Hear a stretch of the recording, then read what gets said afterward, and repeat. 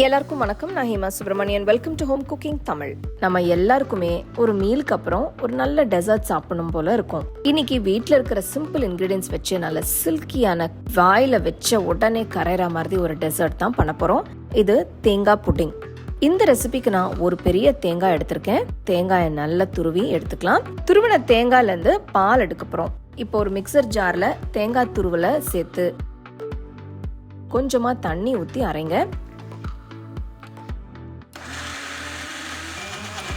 நடுவில் 2-3 தடவை ஓப்பன் பண்ணி கொஞ்சம் கொஞ்சமாக தண்ணி ஊற்றி மறுபடியும் அரைச்சிக்கலாம்.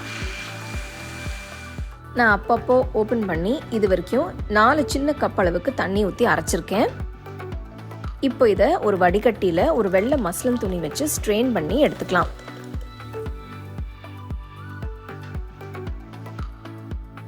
துணியை நல்லா பிழிஞ்சு எல்லா தேங்காய் பாலும் எடுத்துருங்க. இப்படி துணி வச்சு ஸ்ட்ரெயின் பண்ணும்போது நல்ல கட்டியாக தேங்காய் பால் கிடைக்கும்.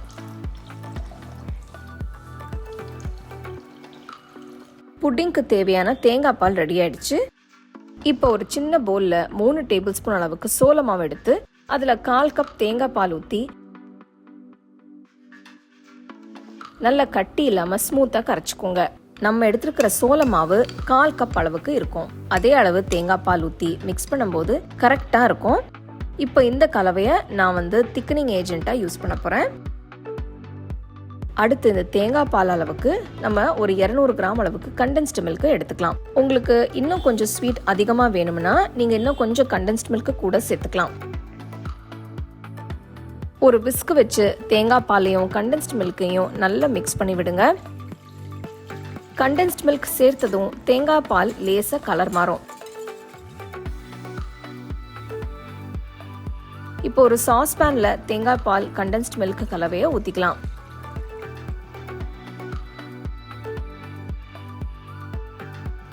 ஸ்டோவை லோ ஃப்ளேம்லேயே இருக்கட்டும்.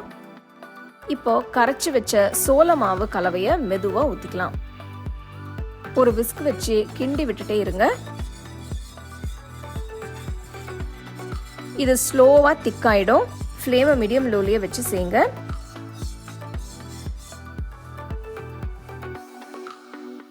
பால் சூடாகும் போதே திக்காக ஆரம்பிக்கும். நம்ம கார்ன்ஃப்ளவர் சேர்த்துருக்கிறதுனால கட்டிகள் வராமல் கிண்டி விட்டுட்டே இருக்கணும். கைவிடாம மிக்ஸ் பண்ணிட்டே இருங்க. பாருங்க நல்ல கட்டி ஆயிட்டே இருக்கு. கொஞ்சம் நல்லா திக்கானதும் ஸ்டோவை ஆஃப் பண்ணிட்டு சின்ன சின்ன டெசர்ட் கப்ஸ்ல ஊத்திக்கலாம். சின்ன பவுல்ல ஊத்துனதும் ஒரு கிளிங் ராப் இல்லைன்னா ஒரு சின்ன பிளேட் வச்சு மூடி விடுங்க. நல்லா ஆறி ரூம் டெம்பரேச்சருக்கு வந்ததும் ரெஃப்ரிஜரேட் பண்ணிக்கலாம். ஃப்ரீசர்ல வச்சிடாதீங்க, ஐஸ்கிரீம் மாதிரி ஆயிடும்.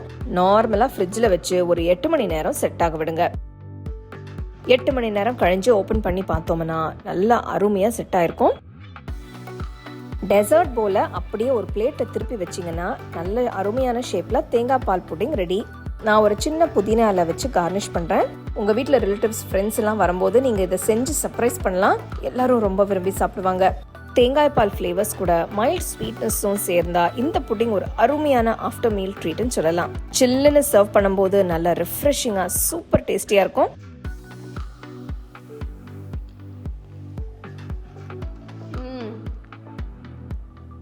வாயில வைக்கும் போதே அப்படியே கரையுதுங்க. அவ்வளோ அருமையான தேங்காய் ஃப்ளேவர்ஸோட சூப்பராக இருக்கு. மிஸ் பண்ணாம ட்ரை பண்ணுங்க.